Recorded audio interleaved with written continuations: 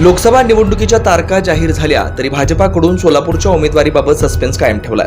निवडणुकीच्या तारखा जाहीर होऊन आठवडा उलटत आहे, पण सोलापूर लोकसभा मतदारसंघातून भाजपचा उमेदवार कोण हे अद्याप न ठरल्यानं भाजपाच्या कार्यकर्त्यांना विरोधी उमेदवारांच्या कार्यकर्त्यांकडून डिवचलं जात आहे। सोलापूर लोकसभा मतदारसंघाचं प्रतिनिधित्व केलेले दोन स्थानिक खासदार शरद बनसोडे आणि डॉक्टर जयसिद्धेश्वर शिवाचार्य महास्वामीजी यांच्या विविध कारणांनी मतदार नाखुश आहेत। या दोघांनीही पक्ष नेतृत्वानं रेड झोन मध्ये टाकल्यानं पक्ष नव्या उमेदवाराच्या शोधात आहे। कधी माळशिरसच्या राम सातपुते यांचं नाव येतं, तर कधी उद्योजक व पद्मश्री पुरस्कार विजेते मूळचे लातूरचे पण व्यवसायाच्या निमित्तानं पुण्यात स्थायिक असलेले मिलिंद कांबळे यांचं नाव पुढे येत आहे। आता शिवसेनेच्या प्रवक्त्या व मुख्यमंत्री एकनाथ शिंदे यांचं निकटवर्ती म्हणून परिचित असलेल्या प्राध्यापिका ज्योती वाघमारे यांचं नाव चर्चेत आहे। सोलापूर हे भाजपाची जागा असल्यानं या जागेवर ज्योती वाघमारे यांना पक्ष बदलून भाजपाकडून उमेदवारी दिल्यास नवल वाटण्यासारखं काही नाही। युती धर्मात कधी काय होईल हे सांगता येत नाही। असे एकीकडे नाव निश्चित होत नसल्यानं बालाजी आमाईंच्या माध्यमातून देशविदेशात सोलापूरचं नाव पोहोचवलेले, अनेकांना आपल्या व्यवसायात नोकरीच्या संधी उपलब्ध करून दिलेले मूळच्या आंध्रातील पण आता सोलापुरातच अनेक वर्षापासून स्थायिक असलेले उद्योजक व चेंबर ऑफ कॉमर्स व अन्य उद्योजकांमध्ये मिळून मिसळून सोलापूरच्या वैभवाचं मोलाचं योगदान देत असलेले राम रेड्डी हे सुद्धा या मतदारसंघातील राखीव जागेसाठी पात्र असल्याची माहिती मिळते। त्यांनाही भाजपाकडून चाचपणी केल्यास नवल वाटू नये। याशिवाय सोलापुरातील बहुसंख्येने असलेल्या लिंगायत समाजातील धर्मगुरू डॉक्टर मल्लिकार्जुन शिवाचार्य महास्वामीजी यांच्या नावाला सोलापूरकरांची पसंती असणार आहे। गेल्या वेळी खासदार असलेले डॉक्टर जयसिद्धेश्वर शिवाचार्य महास्वामीजी यांना सोलापूरकरांनी भरभरून मतदान केलं होतं। यात सोलापूरकरांचा काय दोष नव्हता, पण डॉक्टर जयसिद्धेश्वर शिवाचार्य यांनी दाखल केलेला जातीचा दाखला अवैध असल्याचं प्रकरण न्यायप्रविष्ट झाल्यानं संपूर्ण सोलापूरकरांना पुन्हा एकदा नव्या खासदाराचा शोध घ्यावा लागतोय। यदा कदाचित होटगी मठाचे अधिपती आणि भारतातील प्रमुख मठाचे ते मठाधिपती असल्यानं त्यांना जर भाजपाने उमेदवारी जाहीर केल्यास लिंगायत समाजाबरोबरच अन्य समाजाचाही त्यांना पाठिंबा मिळू शकतो। पंतप्रधान नरेंद्र मोदी यांनी गेल्या 10 वर्षापासून देशातील विविध प्रश्न सोडवण्यात यशस्वी ते झालेत। विकासाबरोबरच देशातील सुरक्षा, सीमेवरील तणाव, जल, भूमी आणि वायूसह आकाशातही भारताची प्रगती मोठ्या प्रमाणात झाल्यानं मतदार मोदींवर खुश आहेत। अशा परिस्थितीत सोलापूरच्या लोकसभा निवडणुकीसाठी भाजपाकडून कोणाला संधी मिळते हे सुद्धा तितकंच महत्त्वाचं आहे। असे एकीकडे असताना दुसरीकडे काँग्रेस पक्षानं लोकसभा निवडणुकीसाठी महाविकास आघाडीच्या वतीने मध्यचे आमदार प्रणिती शिंदे यांना उमेदवारी दिली आहे। अद्याप वंचित आघाडीचा निर्णय न झाल्यानं काँग्रेस पक्षाला सोलापुरात कसा प्रतिसाद मिळेल हे आत्ताच सांगणं कठीण आहे। गेल्या लोकसभा निवडणुकीत वंचित आघाडीच्या प्रकाश आंबेडकर यांना 1.25 लाखांचं मतदान झालं।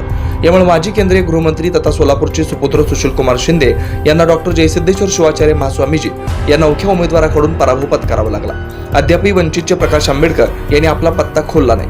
अशी एकीकडे परिस्थिती असताना प्रणिती आणि प्रकाश आंबेडकर यांच्यात गेल्या आठवड्यात एकमेकांना भाजपच्या कळपात दाखल होण्यासंदर्भात वक्तव्य आल्यानं दोघात अद्याप दुरावाच आहे। याशिवाय मध्यंतरी आमदार प्रणिती शिंदे यांनी एका विषयाबाबत राष्ट्रवादी काँग्रेस पार्टी शरदचंद्र पवार गटाचे प्रमुख नेते आमदार रोहित पवार यांच्याबद्दल प्रतिक्रिया देताना कोण रोहित पवार यांच्याबद्दल बोललेली प्रतिक्रिया आजही राष्ट्रवादी काँग्रेस पार्टीचे कार्यकर्ते विसरायला तयार नाहीत। सोलापूरच्या लोकसभेत अनेक चर्चा होत आहेत जागेसंदर्भात, काय रोहित पवार म्हणाले की कोण रोहित पवार ते नेते ते आता मला माहित नाही, पण हा त्यांचा पहिला टर्म आहे। पोरकटपणा असतोच काही जणांमध्ये, थोडा दिवस द्या त्यांना, ते मॅच्युरिटी येईल त्यांच्यामध्ये। असे एकीकडे असताना नुकतेच पंढरपूर तालुक्यातील सरकुल या गावात काँग्रेसच्या सभेसाठी जाताना मराठा कार्यकर्त्यांनी त्यांना सीमेवर चढून गाडीवर हल्ला करण्याचा प्रयत्न झाला।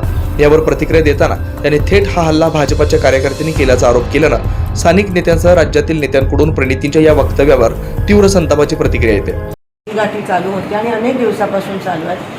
गावबंदी आहे त्याचा मी रिस्पेक्ट करते, पण काही लोक आंदोलकांच्या नावाने, ते आंदोलक नाही आहेत आणि का मराठा आंदोलकांना समर्थन आहे, पण भाजपची लोक आंदोलकाचं नाव पुढे घेऊन येत आहेत आणि त्यांनी आता माझ्या गाडीवर आणि माझ्यावर हल्ला करण्याचा प्रयत्न केला। ते BJPचेच होते आणि त्यांनी माझ्या गाडीला फोडण्याचा प्रयत्न केला। मी संयमाने गाडीत बसली, मी काही बोलली नाही, माझी काच वर होती, त्यांना मी ते करू दिलं। मग ते लिमिटच्या बाहेर गेलं, मग मी उतरले आणि त्यांना ओरडली आणि सांगितलं माझ्या गाडीला हात नका लावू। पण ते ऐकण्याच्या मनस्थितीत नव्हते आणि एका महिला आमदाराच्या अंगावर येण्याचा त्या ठिकाणी प्रयत्न केला, माझ्या गाडीची तोडफोड केली।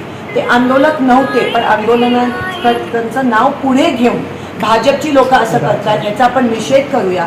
आणि मला असं वाटतं की जरांगे पाटीलजींनी पण नोंद करावी, कारण का भाजप कसा ह्या गोष्टीचा फायदा करून आमच्यावर, महिला काँग्रेसच्या आमदारांवर हल्ला करण्याचा प्रयत्न करतो। अशा परिस्थितीत काँग्रेसचे उमेदवार प्रणिती शिंदे यांना ही निवडणूक प्रतिष्ठेची बनली आहे। अद्याप भाजपाच्या उमेदवार जाहीर न होताच इतकं कलगीतुरा रंगलाय।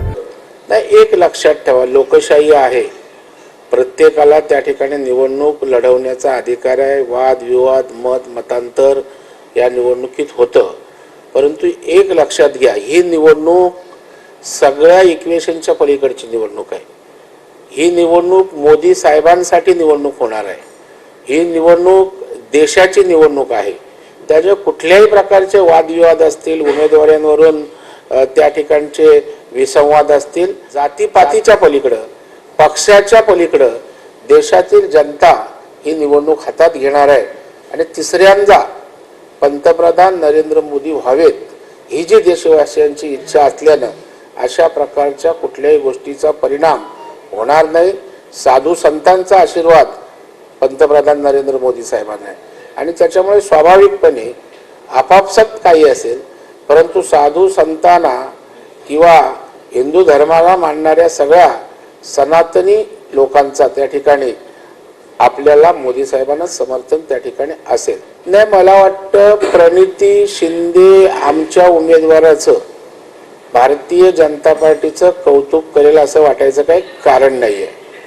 पहिलं नाकाने कांदे सोलताना प्रणिती शिंदे किती गावांमध्ये त्या मतदारसंघामध्ये फिरल्या याचं आत्मपरीक्षण त्यांनी करावं.